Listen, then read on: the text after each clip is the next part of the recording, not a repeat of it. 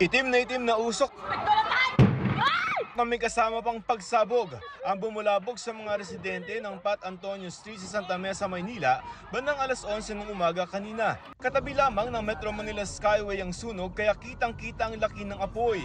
Yung time na yun, nagpuputukan na rin po yung mga kuryente sa mga gasolina. Agad namang nakaresponde ang mga bombero pero nahirapang pasukin ang lugar at mag-refill ng mga tanker ng bombero dahil sa makipot na daan.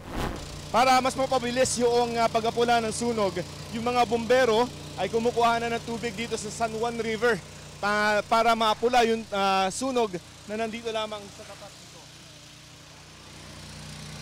Walang 30 minutos na magdeklara ng fire under control. Malaki pong tulong po kasi unlimited po yung supply doon eh. Wala namang naiulat na nasugatan o nasawi pero 40 residente ang nasunugan at halos walang natira sa mga kabahayan na gawa sa light materials. Sunog kami lahat, pati gamit. Wala, zero. Wala.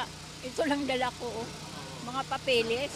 Ayon sa paunang investigasyon ng BFP sa kwarto ng isa sa mga boarder, maaaring nagsimula ang sunog.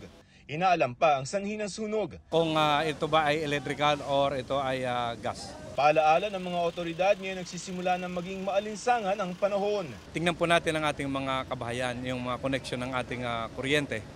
Kung hindi naman po ginagamit natin ang ating mga electrical appliances, ay mangyari po ay bunutin po natin.